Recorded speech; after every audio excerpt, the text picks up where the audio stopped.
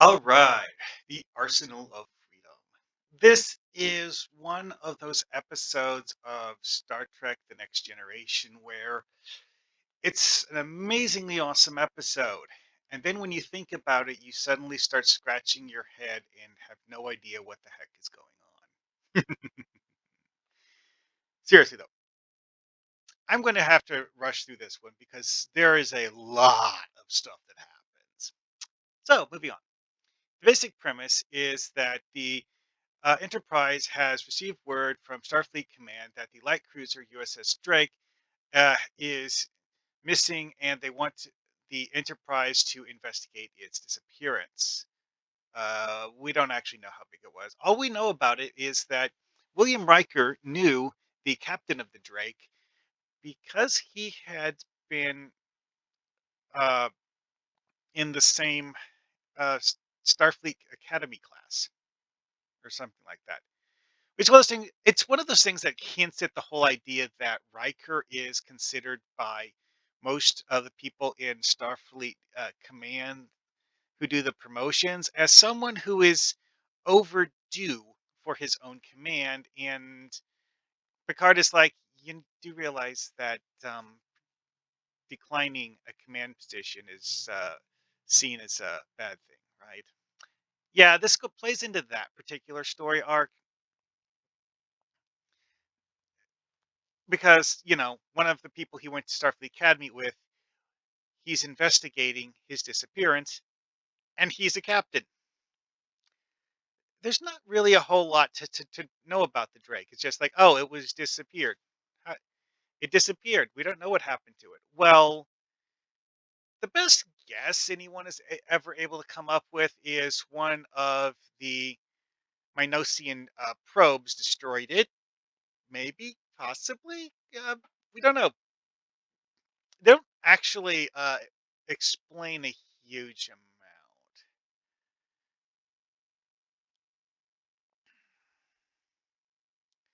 And going back to the basic plot, though, is that they beam down and start investigating because most of the planet is functionally desolate. This planet was once a manufacturing center with a highly advanced civilization. At one point in time, they actually claim that some of the things that are done by the Minosian technology on this planet currently in its devastated state are actually beyond anything the Federation knows how to do.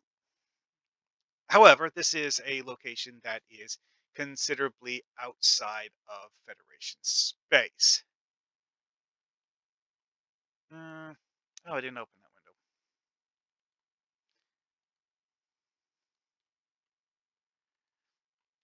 window. Minosians are one of the near human races.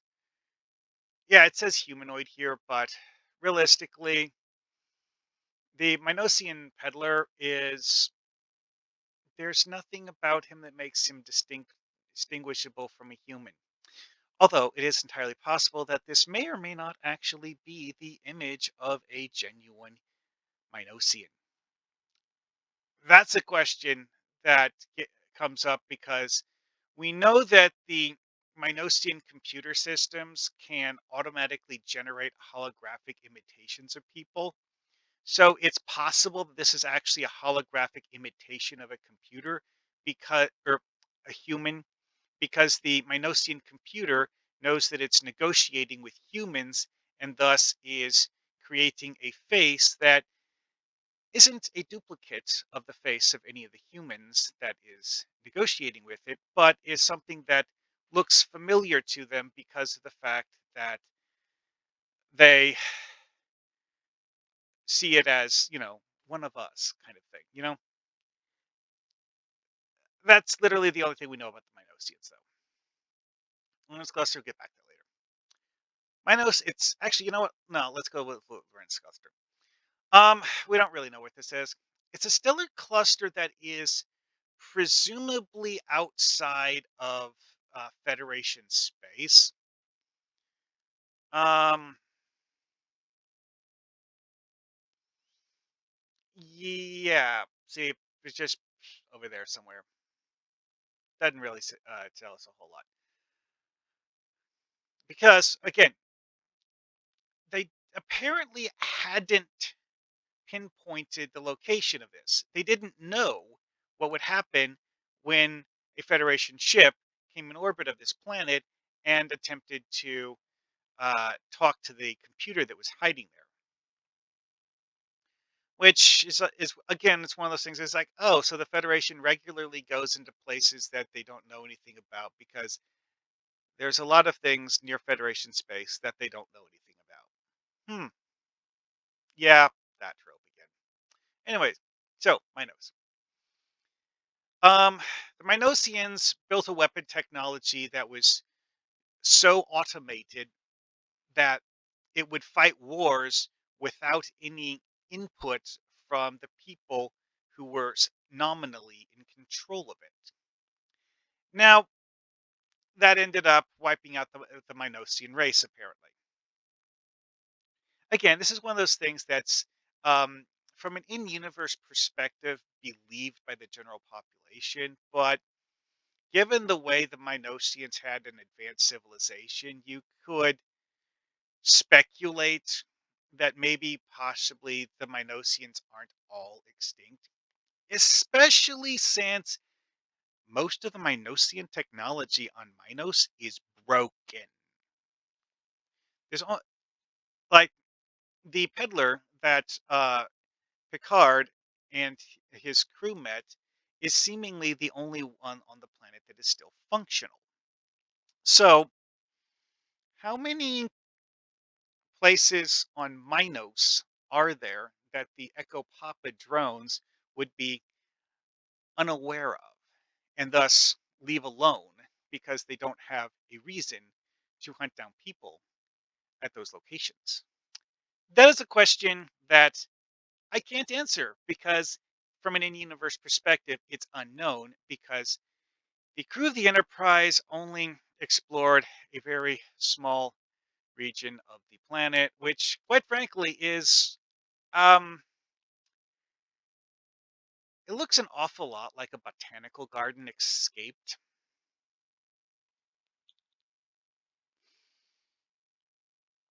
Anyway, though, so the this planet was something that the Federation knew of the existence of the Minosians prior to finding the planet. They just apparently didn't know where they lived and thus hadn't been in diplomatic contact with them, at least not recently. Now, that's actually one of those things that gets left out is that it never mentions anything at all about Federation diplomats attempting to negotiate with the Minosians. Which, let's talk about the Erselrope Wars now, because that's kind of important. Because this is the only thing we know. Actually, this is the only thing that was from the finished episode. And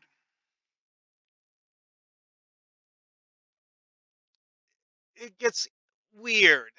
See, now this mentions here that the spelling used in the wiki article comes from the episode's script. And the Star Trek Encyclopedia uses a different spelling. And the closed captioning for certain uh, versions of the episode as aired sometimes calls it Romulan Wars, not Ursal.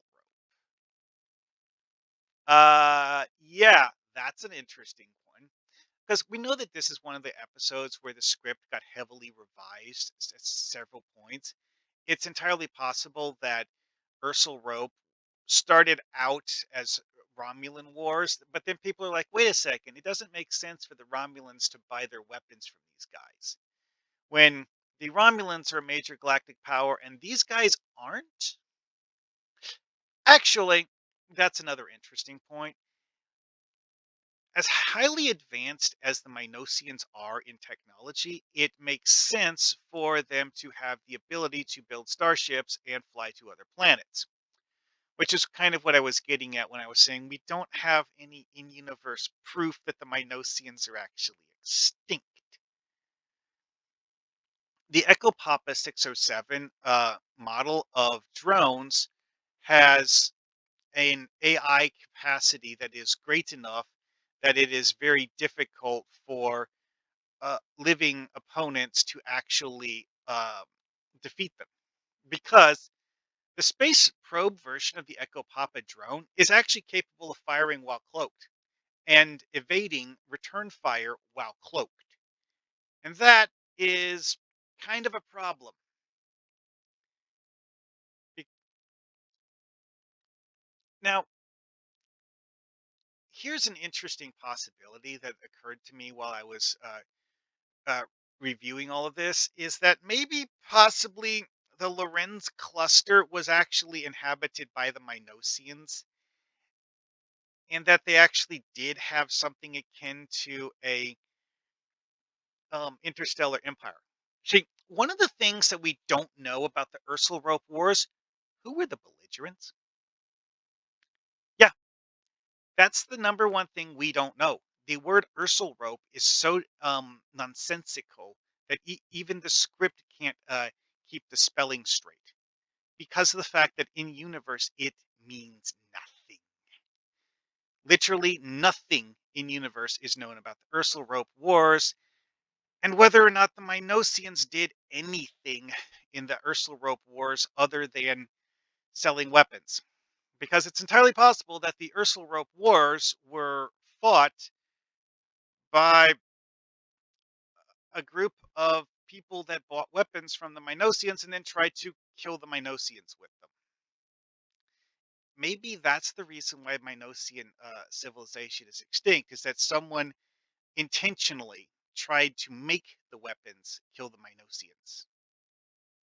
Because that's something that's left out, is that in the episode, it's hinted that the Minosian weaponry was, it escaped their control, but it doesn't explain why. No one has any idea why. Is that the actual answer?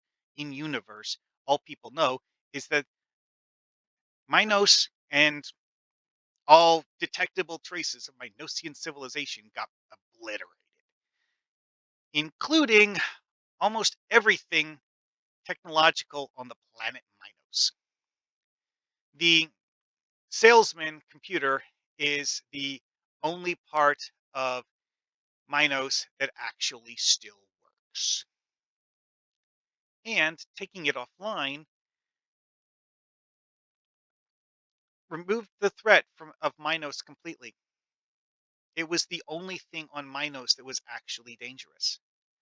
At any rate, though, so doing telling a story with this, I mentioned that the Minosians liked to use holograms to as deceptions. Well, they created a holographic duplicate of Paul Rice in order to deceive Riker into thinking that Rice had somehow survived the destruction of his ship. Obviously, we know that's not true, but whatever. Now, this is also where the whole USS Lollipop meme came from, because of the fact that when the Riker doesn't trust the hologram of Paul Rice, because he immediately pegs the personality of the hologram as being wrong. Because again, this is someone that he had heavy personal knowledge of. It's interesting that the Minosians have the ability to imitate Paul Rice's appearance. It's entirely possible that as the captain of the, what was the name of his ship again? It doesn't matter what his ship's name was. Drake, right? As a captain of the Drake, he probably hailed Minos when he detected that there was some sort of advanced technology active on the planet. He's like, "Hi, are there people down there that we can talk to?" And then the computer responds by attacking his ship. Well, the computer saw what Rice looked like and was was able to get enough information about him before destroying his ship and killing him to be able to create a holographic imitation of him.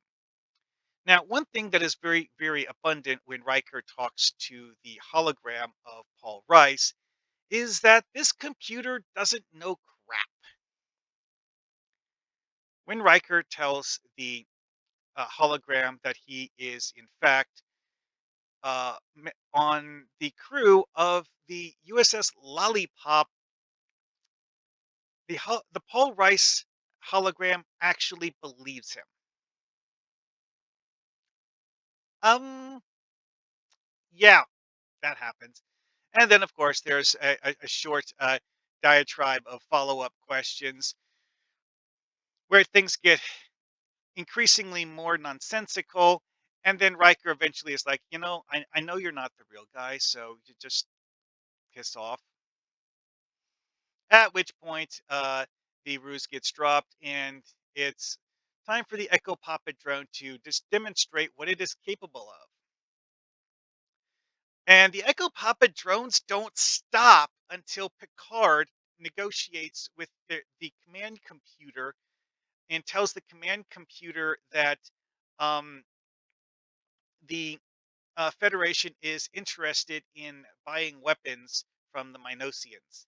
And then the command computer is like, yes, good. Demonstration is over. Thank you for your business. And that's it.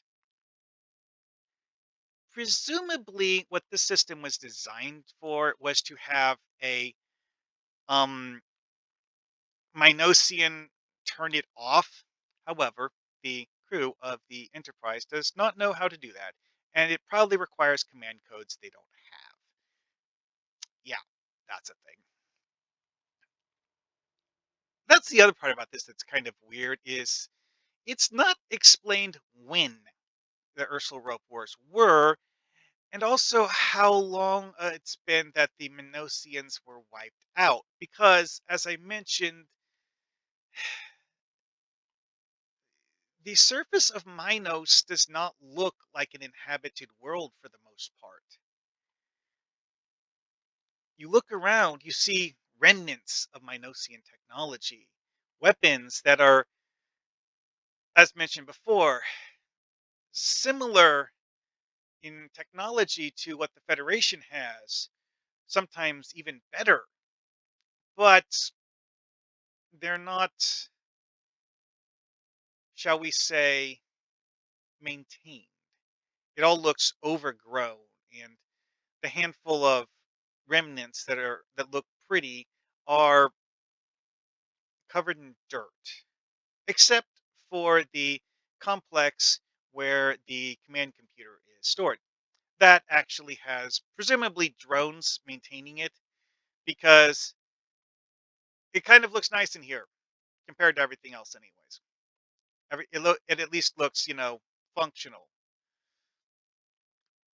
So using this in a TTRPG, having your players stumble upon a Minosian colony with one of these weapon systems active on it, you could totally do that.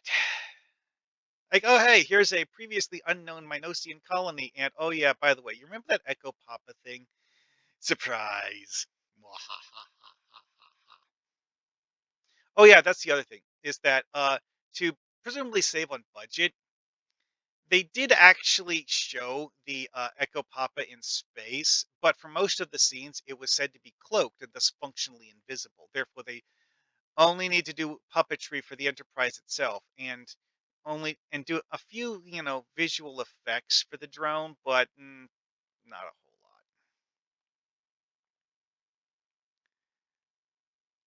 whole lot. That's the another thing about this that's interesting is because of the fact that so many of the main cast are stranded on Minos during this debacle, they actually have a bunch of people who are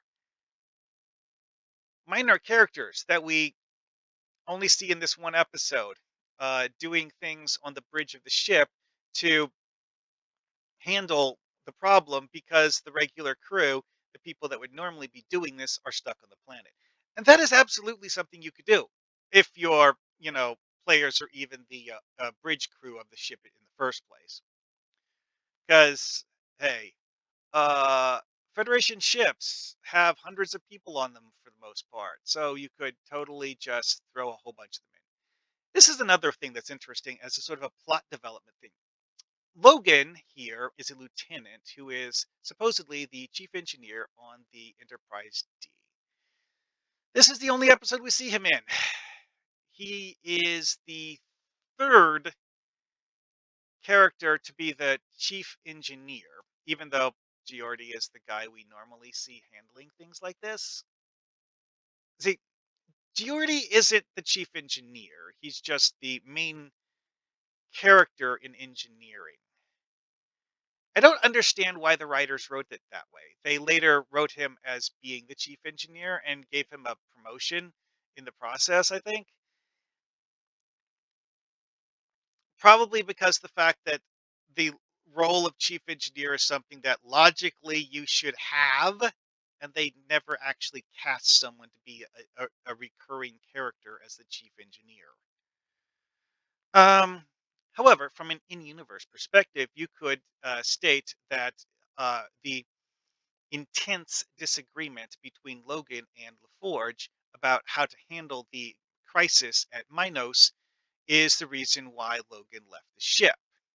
Now, whether that was Logan's choice or him being kicked off the ship for what was borderline insubordination, hey, you know what? That's up to you to just call on because canonically we don't have any information. We just know he was never seen again after this. And he presumably did his job right, even though he was. See, because like he had many aggressive conversations with LaForge about what to do because Logan thought that he was the highest ranking person on the ship and thus should be in charge. And LaForge was like, yes, but Captain Picard left me in charge, so no. Because again, Lieutenant Junior grade, which is 1.5 pips. Like Soless here, 1.5 pips. Which is interesting because Solus is another character that we see in this episode and only in this episode. Oh, this is interesting. The script gives his name as Orphil Solus. Hmm, whatever. Again, a character that shows up in this episode actually gets to be a named character, which is unusual for the guests that are members of the bridge crew, because there's actually several actors who would be like recurring background performers, and you would see them in multiple shots, but they're not named characters. They're literally just there, and no one ever talks to them. Or like that does the things like, "Hey, take this to Dr. Crusher," and like hands them a data pad. And then they just walk off with it and don't even say anything. Uh, anyway, though, this was actually a fun aspect of the episode because the fact that we have an A team and a B team, and we actually have the A team and the B team doing different things. And then you have in one of the pivotal moments of the episode, LaForge changes that from an A team and a B team to an A team, a B team, and a C team when we have the away team, well, two away teams on the planet trying to figure out what the heck is up with the control computer and the Minosian uh, vendor who isn't real. You have all of those guys on the planet. Like everyone except LaForge in the main cast is either not seen in this episode or, okay, there's also Deanna Troy. Deanna Troy is on the ship too. Deanna Troy, LaForge, are the only members of the main cast that are still on the ship. Everyone else got beamed to the planet for some reason or another and is trying to figure out how to handle the Minosian crap. Then you have LaForge do saucer separation and send Logan to fly the saucer section of the Enterprise away from danger. Yeah, that goes interestingly well. Like me, when I watched this, I was like, "Oh, so is the saucer separation going to come back as a surprise maneuver?" No, no, it doesn't. They actually end the episode uh, with the scene is secondary hull of the Enterprise uh, has information about where the saucer flew to, and now they're going to go fly to where the saucer is so they can reconnect to it. That's how they end the episode. Uh, that really, really surprised me when I was a teenager because that's not the hero thing. It's like, oh, we're leaving and we're actually going to stay out of danger while you handle the problem. Because that's actually what LaForge told Logan to do. Get the saucer out of here so that this Minosian probe doesn't blow the saucer up too. Because if it blows up the star drive part of the ship, hundreds of people will die.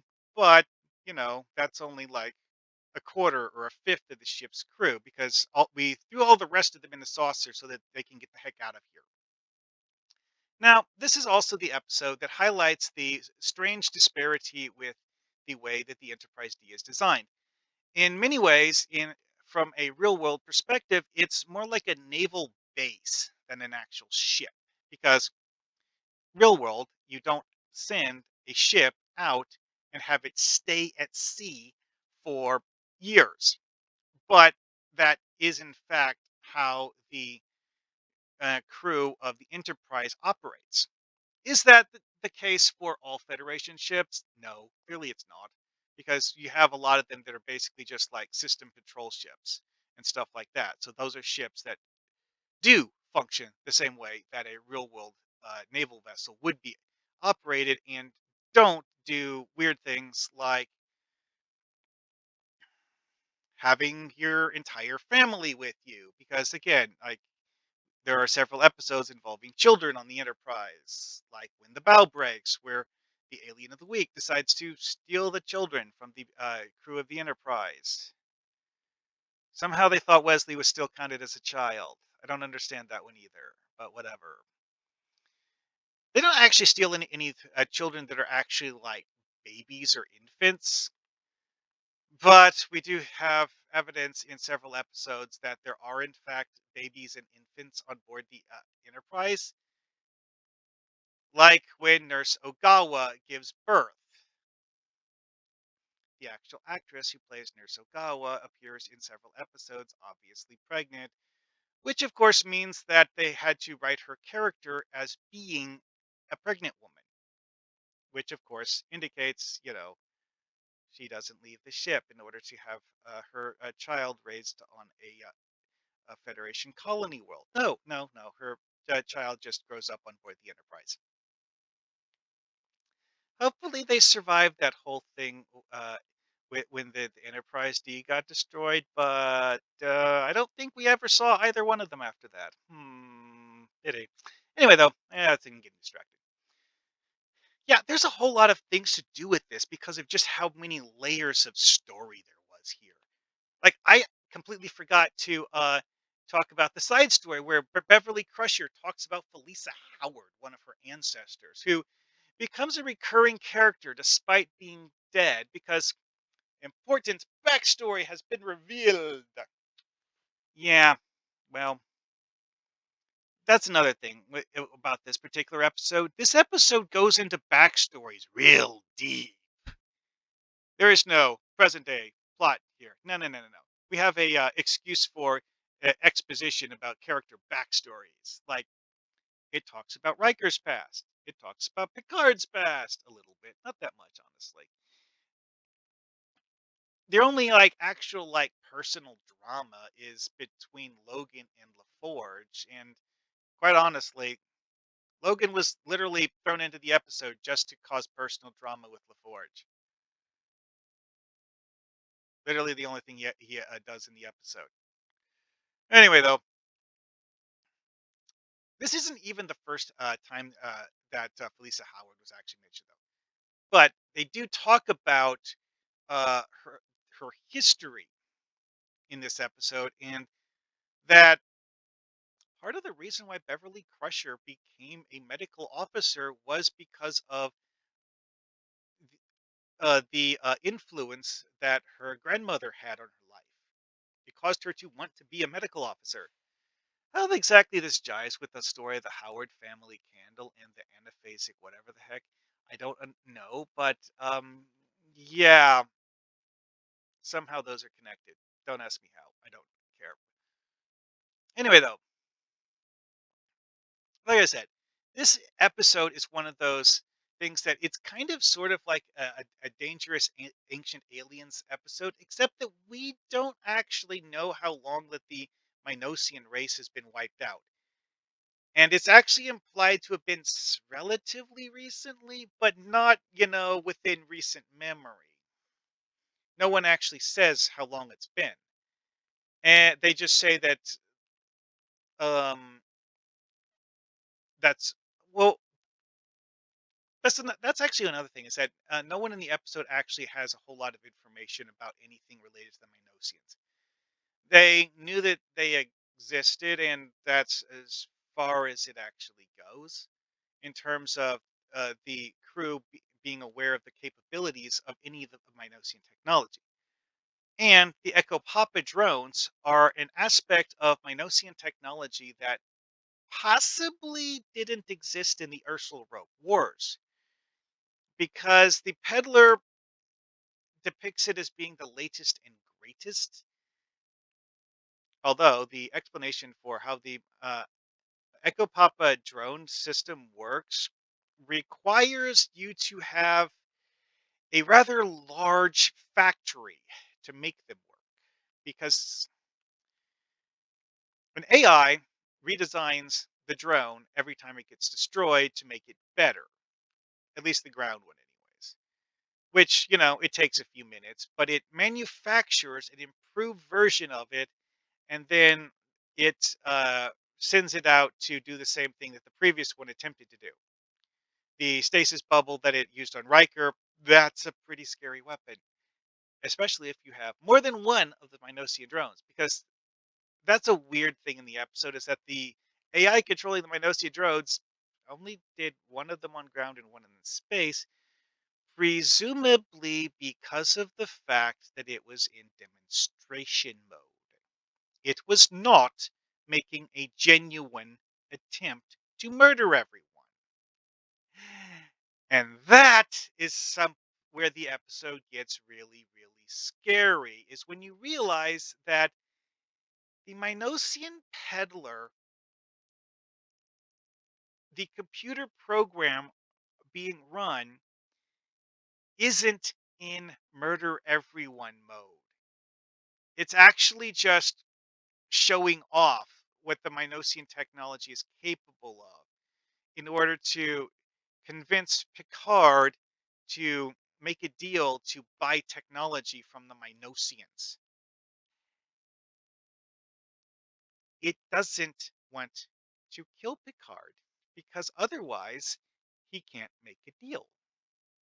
Which makes you really, really question things because there's that point in the episode where Tasha Yar's like, "Hey, we don't have technology that can melt tritanium this fast." Uh, the Minosians do, which, yeah, scary thought. Having to face a Minosian drone system that's actually trying to kill you. Then there's the sobering possibility that the reason so little is known about the Erselrope Wars is that they were fought using automated weapon systems that, yeah, let's just say they resulted in high casualties on both sides. Because, as we've seen, the Minosian technology has the ability to block their ability to communicate with the ship. It's part of the reason why we had so many people beam down. It's like the first group beamed down and they can't communicate with the ship. So a second group beamed out. And, oh yeah, now they're stuck there too. Oh boy.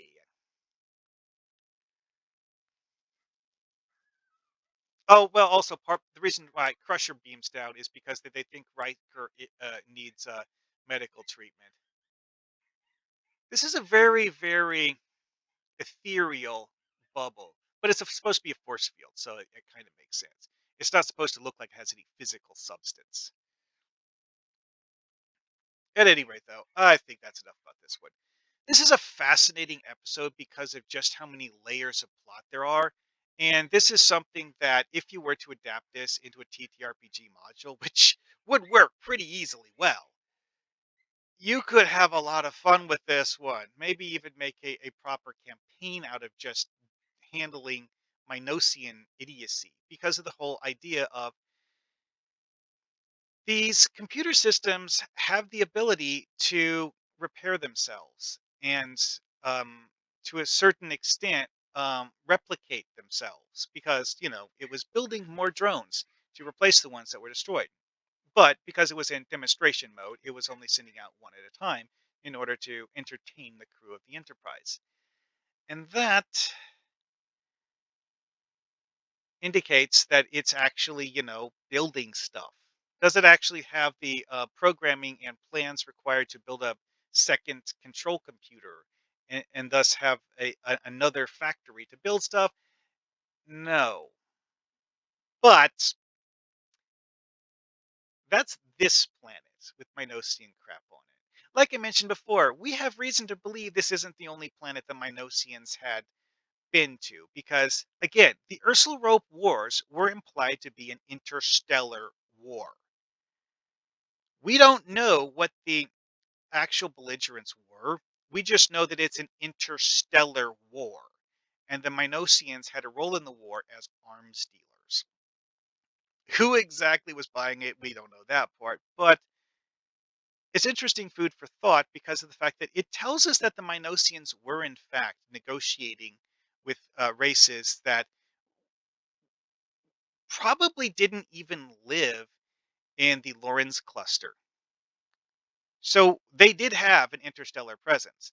And finding Minosian colonies that have been long abandoned because the Minosians are dead, well, that could be a very, very memorable TTRPG session. At any rate, I will leave you on that note. See you guys later.